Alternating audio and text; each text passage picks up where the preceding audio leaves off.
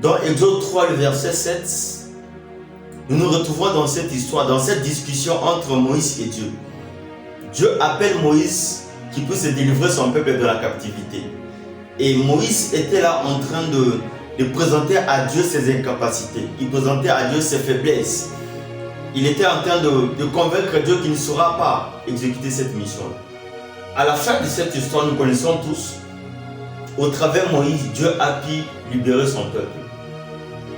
Souvent l'homme, lorsqu'il se retrouve devant des difficultés de la vie, devant de missions difficiles de la vie, devant de problèmes compliqués, souvent il a tendance à avoir conscience de sa faiblesse, avoir conscience de ses incapacités.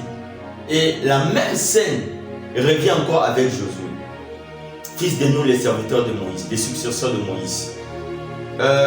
Lorsque nous lisons dans Josué 1, à partir du verset 5 jusqu'au verset 9, nous voyons que Dieu était en train d'encourager Josué, en train de le fortifier. Quand on fortifie quelqu'un, ça veut dire la personne croit qu'il n'a pas de force. Quand on encourage quelqu'un, ça veut dire qu'il est découragé quelque part. Dieu était toujours là en train de le fortifier.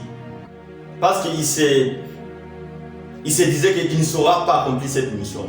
Moïse a vu la grandeur de la mission. Il a présenté ses faiblesses. Il dit que je ne peux pas, je ne saurai pas. Si Dieu t'envoie pour accomplir une mission, lui-même il va te donner les moyens et les capacités pour que tu puisses accomplir cette mission. Et croyez-moi, je sais exactement de quoi je parle.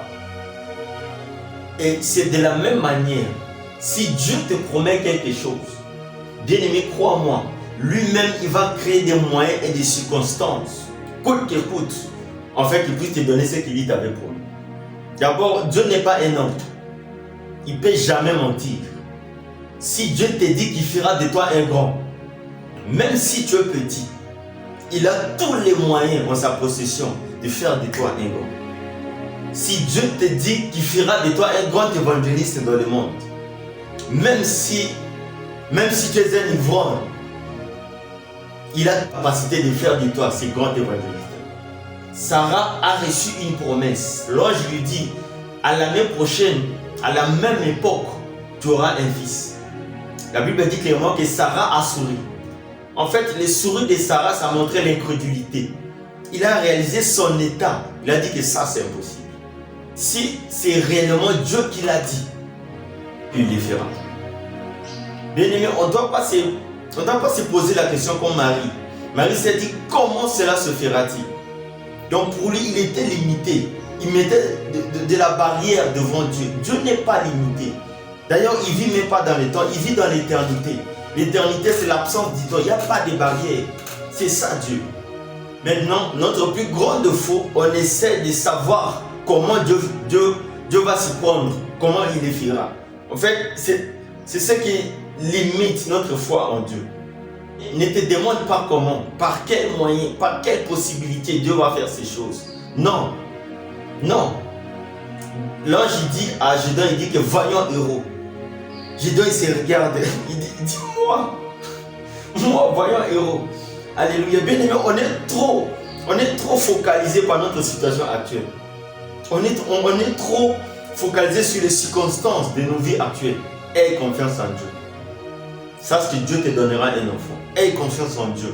Dieu va te guérir de cette maladie. Aie confiance en Dieu. Dieu est capable de te donner un travail. Dieu est capable de lever ton ministère. Dieu est capable de stabiliser ta famille. Il est capable de stabiliser tes finances. Il est capable de tout. Il est capable de réaliser tes rêves là. Il est capable de réaliser les promesses qu'il t'avait dites. Bien aimé, Dieu est capable. Ne regarde pas ta situation actuelle. Ne regarde pas ce que tu es. Ne regarde pas ton état actuel. Ça, en fait, ce n'est pas un problème pour Dieu. Dieu ne regarde pas d'abord ce qui est présent. Dieu voit le futur, ce qui fera maintenant. Regarde bien ta vie. Tu n'étais personne. Tu n'étais personne. Personne ne te connaissait. Dieu est allé en Égypte, il t'a pris. Et il a fait une promesse. Il a dit qu'il va te donner les canons. La terre là où coule les laits et les miels. Il va t'amener vers les canaux.